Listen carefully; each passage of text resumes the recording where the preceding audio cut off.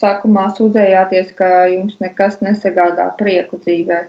Kā ir šobrīd? Nezinu, tad, ka es jūtos mierīga. Un man vairs tās izjūtas nav tādas.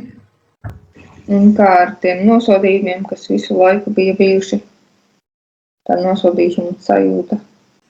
Visu uztver tagad tā mierīgi, nezinu. Man tas iet garām, neklausos ar.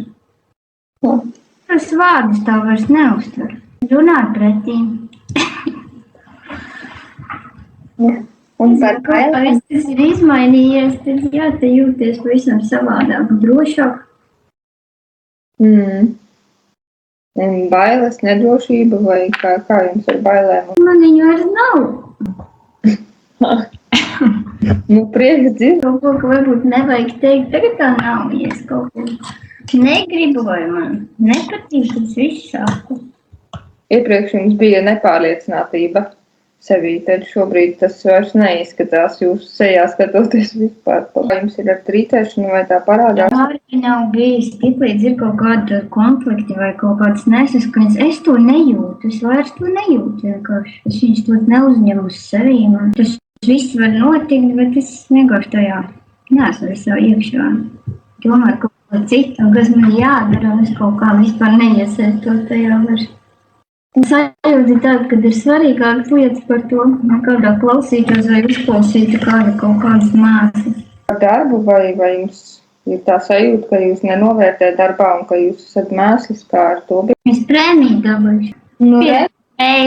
Pirmo reizi. Vispār nezinu par ko īsti, bet jā. Jūs pat dabūjāt prēmiju darbā ļoti, ļoti labi.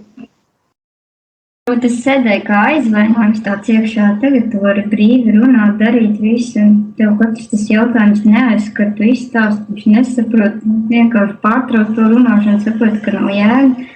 Jau gan nevar izprovicēt vairs. Es pat teiktu, ka viņš ēd citas, tad viņš ir nomainījis. Sajūtis, ka no jums vairs nevar dabūt to sajūtu, ko viņi dabūja pirms tam. Ka nav jēgas vairs, iet pie jums, protams, tieši tā arī tas notiek. Un kā jums izdodas atpūsties, vai jums ir vienlaikus tad domas par bērniem, kas ar viņiem notiks, kad viņi ir vieni paši? Un to es arī strādāju, man tu šodien izgāja ārā, tad teicu, ka ārā šausmīgi augstu. Labi, jau būs augstu, gan jau zvanīšu. Mēģinu tā kā, viņš pats izlemj visu. Tikai dot to ziņu, ja vajag palīdzēt.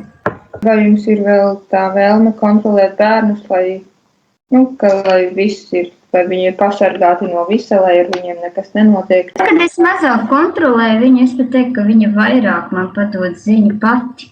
Jā, tieši tā. Es viņu neaiztieku, viņa pati un zvana un prasa, ja kaut kas ir.